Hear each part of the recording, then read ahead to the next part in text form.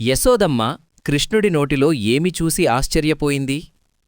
Hey everyone, welcome back to Krishna series episode 13.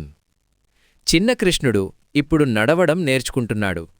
ఇంట్లో, బయట, ఆవుల దగ్గర ఎక్కడైనా అతని ఆటలే. అతని వెంటే చిన్న గోపబాలురు.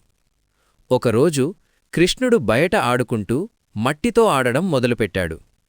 ఆడుతూ ఆడుతూ మట్టిని నోటిలో పెట్టుకున్నాడు. అది చూసిన బాలురు పరిగెత్తుకుంటూ యశోదమ్మ దగ్గరకు వెళ్లారు.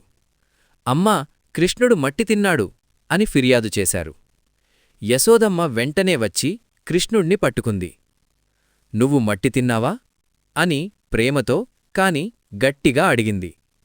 కృష్ణుడు అమాయకంగా తల ఊపాడు.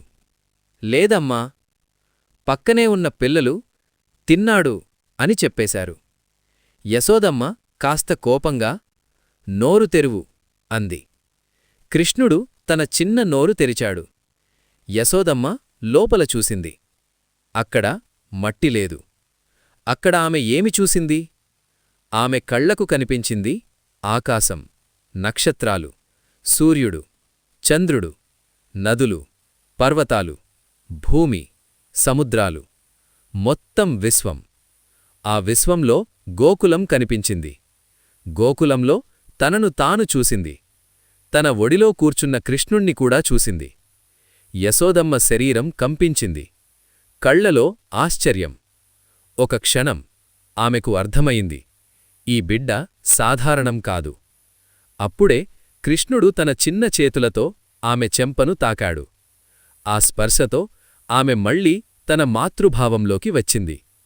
ఆమె కళ్లలో ప్రేమ తిరిగి నిండింది. ఆమె నవ్వింది. నా బిడ్డే అని అతన్ని గట్టిగా హత్తుకుంది.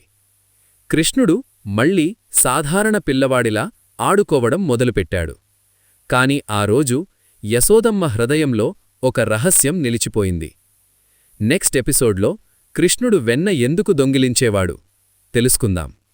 అప్పటివరకు ప్రేమతో ఫాలో చేసేయండి. రాధే రాధే.